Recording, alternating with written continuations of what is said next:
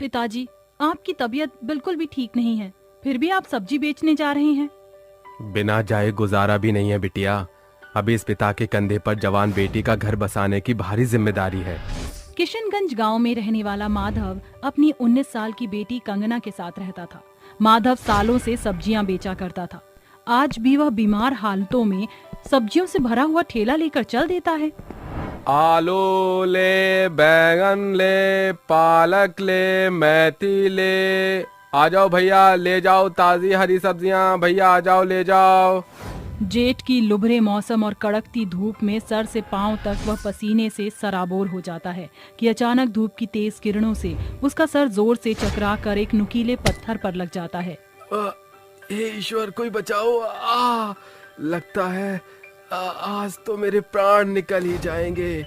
उसके सर से बहता खून पूरी जमीन को रंग देता है और माधव की जान चली जाती है। गांव के कुछ लोग माधव की लाश को उठाकर ले आते हैं, जहां कंगना रोती हुई कहती है, हे भगवान, तू इतना निर्दयी कैसे हो सकता है? जन्म के वक्त माँ छीन ली और आज पिताजी भी मुझे छोड़ गए। बस कर कंगना बिटिया, रो रो कर आंखें सुजा ली हैं तूने। कंगना हिम्मत बांधकर अपने पिता की चिता को अग्नि देती है और चिता के पास बेसुध होकर रात भर फूट फूट कर रोती है। मैं तो इतनी पढ़ी लिखी भी नहीं हूँ कि कोई अच्छी नौकरी कर सकूं, लेकिन हिसाब किताब में तो मेरा जोड़ घटाव एकदम ठीक है। मैं भी अब से सब्जी बेचूंगी।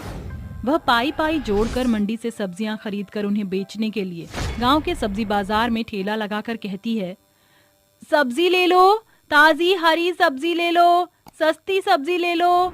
अरे ओ सब्जी वाली, ये भिंडी कैसे दी? 10 रुपए पाव है बाबूजी।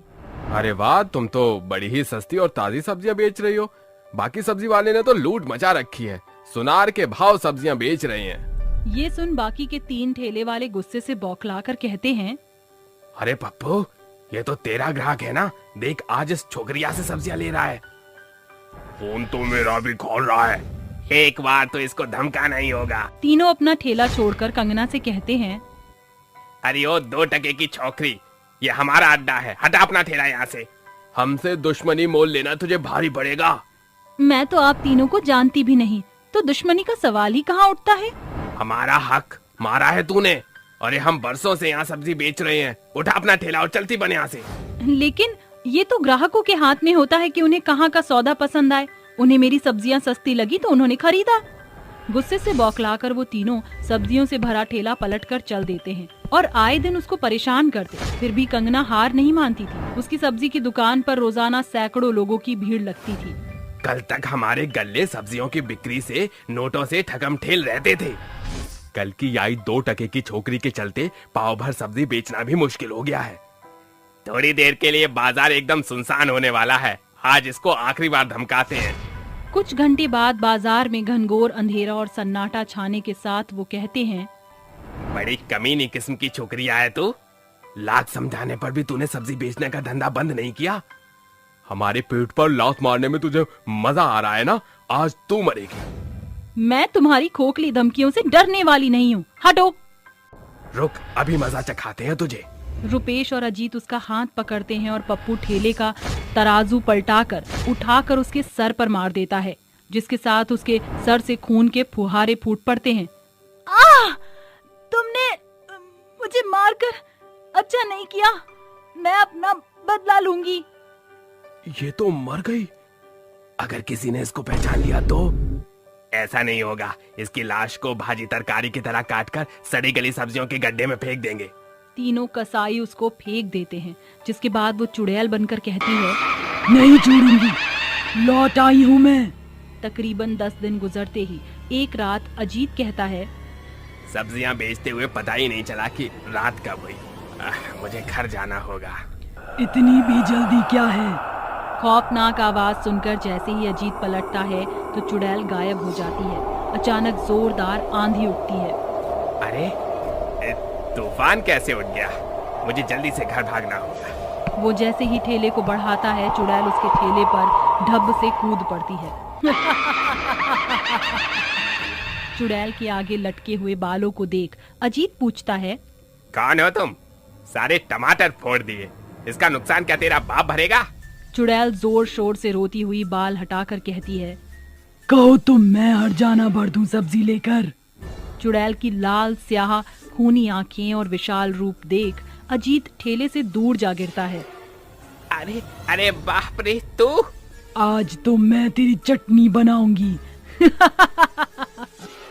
चुड़ैल अपने लंबे नाखून उसकी अंतड़ियों के आर पार करके उसे खत्म कर देती है और ठेले की सारी सब्जियां सपाचट करके लंबी डकार मारती है। आज ये चुड़ैल बहुत खुश है। एक तो मौत की नींद सुला दिया एक को, अब बचे दो। तकरीबन कुछ दिन गुजरने के बाद रुपेश और पप्पू बातें करते हुए कहते हैं, अरे अपना अजीत कहाँ लापता है? 2 हफ्ते बीत गए पर न उसका ठेला नजर आ रहा है और ना वो। हो सकता है उसके हाथ लॉटरी लग गई हो, इसीलिए सब्जी बेचना छोड़ दिया होगा। 10 बज गए यार, अब कोई भी ग्राहक सब्जी खरीदने तो आने से रहा। चल घर चलते हैं। दोनों अपनी सब्जियों का ठेला बढ़ाते हुए चल पड़ते हैं। तभी चुड़ैल उनके पीछे आवाज लगाती हुई ठेला बढ़ाकर कहती है, सब्जी ले लो, ताजी हरी सब्जी ले लो। सुबह से ना एक आलू बिका है, ना बिका है आधा कांदा। ऐसे आखिर कैसे चलेगा सब्जी बेचने का धंधा? आवाज सुनकर दोनों चुड़ैल की तरफ पलटते हैं कि पप्पू चुड़ैल के पास बढ़कर कहता है, अरे तुम सब्जी वाली हो कि कबाड़ी वाली? ये बिखरी जुल्फें गंदे कपड़े पहनकर सब्जी बेचोगी तो ग्राहक तो क्या फकीर भी नहीं आएगा। पर तुम तो आ गए ना मरने के लिए। चुड़ैल, तू फिर लौट आई? अरे रुपेश, कुछ कर वरना ये चुड़ैल मुझे गाजर मूली की तरह काट डालेगी।